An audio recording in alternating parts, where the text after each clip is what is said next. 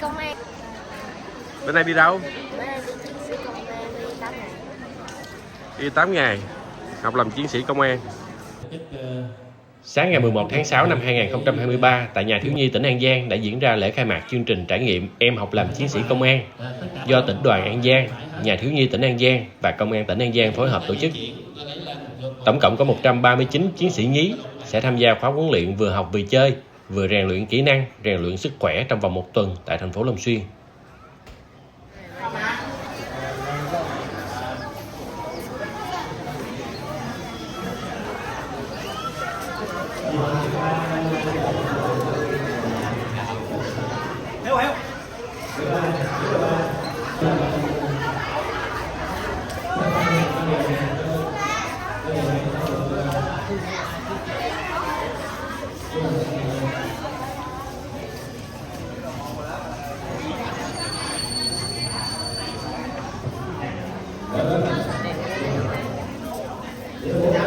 Bye bye con chào.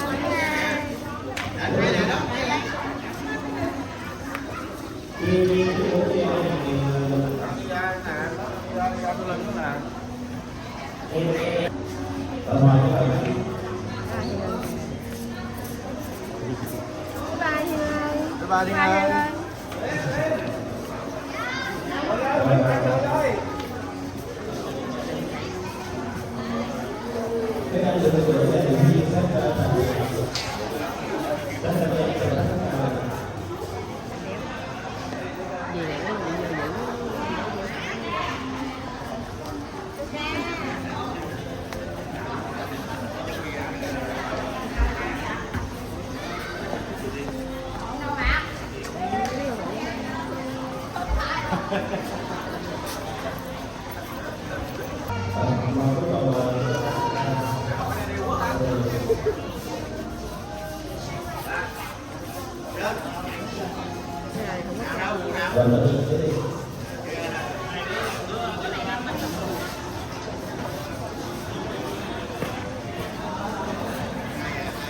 Tiểu tôi 7.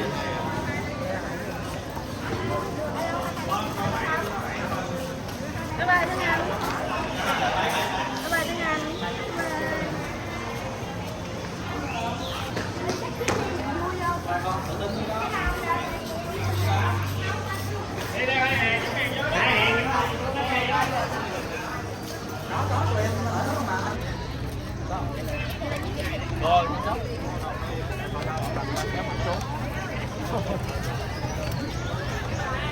Nãy con nói gì vậy?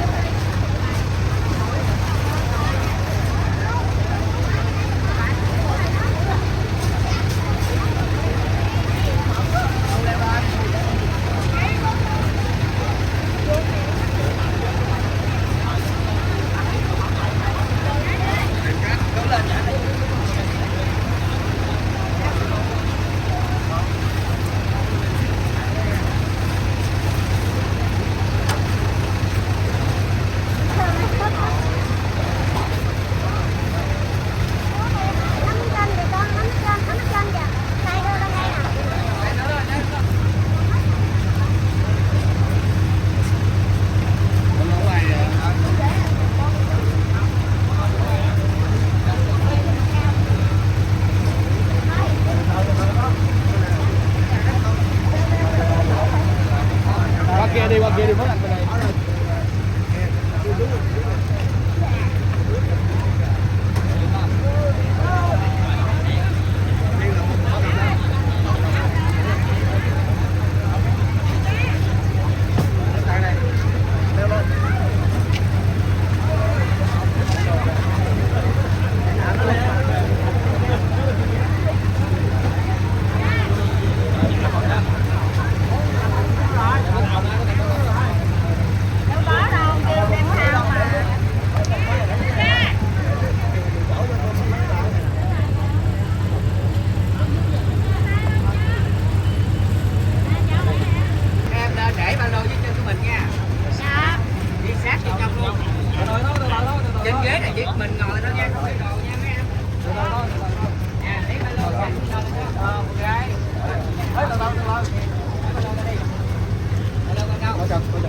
Đây nè, mẹ chị Quỳnh xách cái bọc của con rồi đó, tao không cho vô đó nữa, con xách 2 chị em xách ship ở gần nha.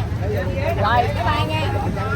Bé nè, bé nè, mẹ nè, mẹ đây nè.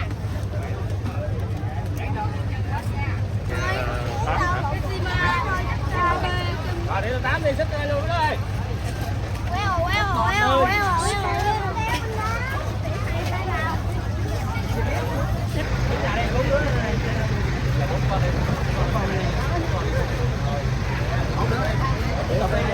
Chuyển đây đi.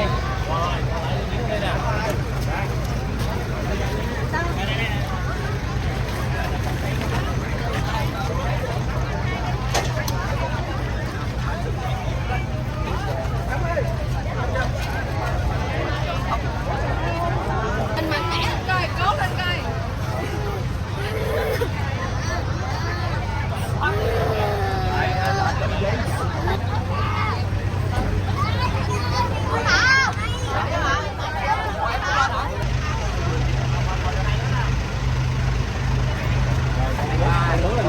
Nè, nắm này nè, nắm này nè. Chân bước lên nè. Bước lên nè. Chân kia bước lên. Lên rồi đi. Đá lên trên nhét đồ ngoài ta. Rồi trong á.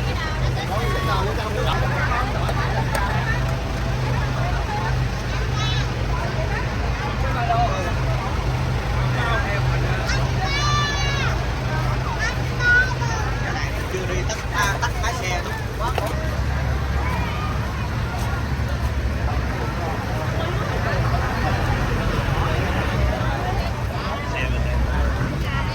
Sao vậy?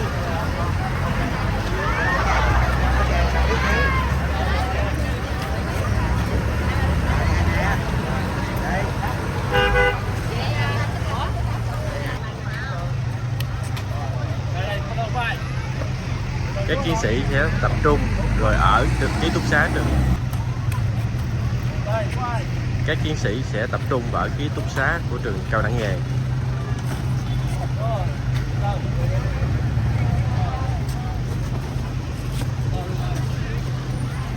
Hello.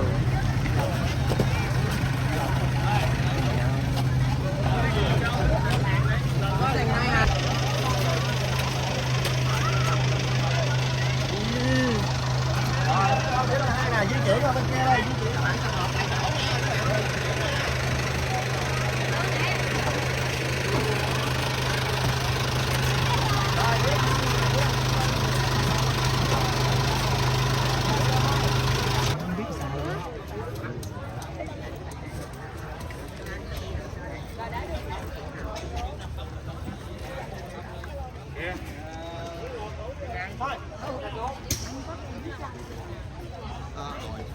Đây. Ta là bên đi cái ngay quá anh. Nhìn. Là đủ. Để đâu bố? Dạ đủ. Để đâu Nam? Đủ số lượng là được. Đúng đủ số lượng. Đường nó con về trước cái diện món nha.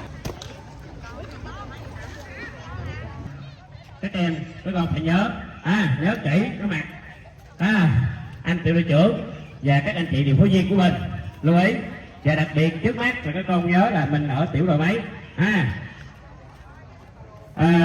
trân trọng các bà phụ huynh tập trung ra một phía trước là dòng hết cho mà. Rồi thầy mời tất cả con tạm thời ta ngồi chùm hổm xuống giùm thầy.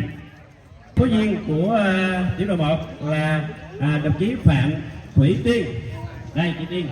Chào mấy em, thấy chưa, nhớ mặt chưa? Chắc chắn nha, không quên nha. Rồi coi điều phó viên của con là Hậu. Ủa để chữ Hậu không hả? Cái gì tên Hậu em? Quyên. Trời trời, hết trời rồi.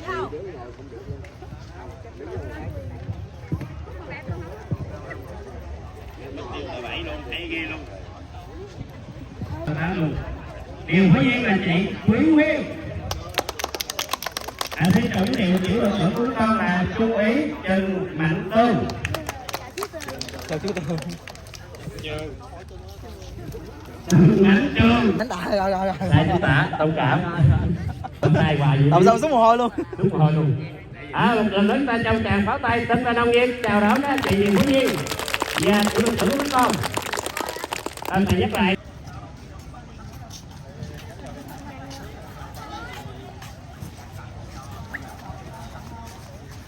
Nam Quốc Sơn Hà Nam Đế Cương. Mời tiếp là hai phát.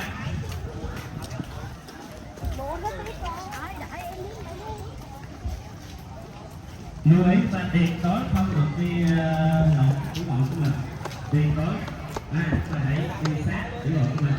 Lỡ của bọn ta để coi cái trên vai của mình, cái ba lô của mình có màu vải mà các chị này phải nhớ. Đặc biệt là các chị điều phối viên lúc nào cũng có giải đeo trong túi vật cái chân của con khỏi lo.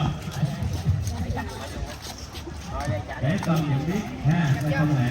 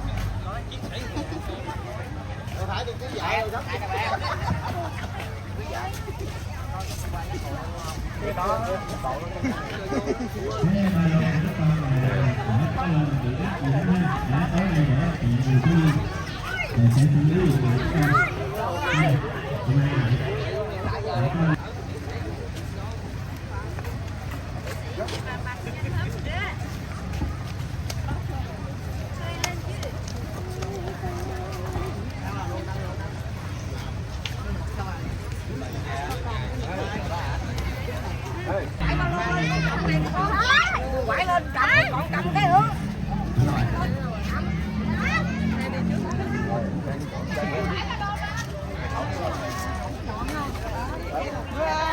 Em lên tiếng nhập khẩu ha. Đến ngày nhập.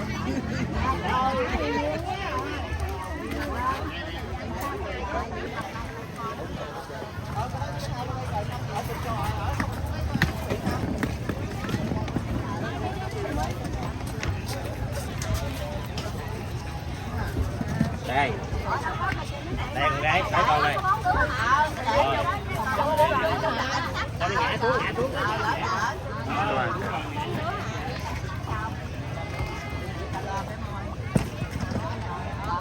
Người chuyện nè, đó nè.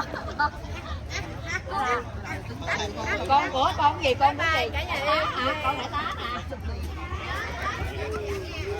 Tôi thấy cái chuyện của mình.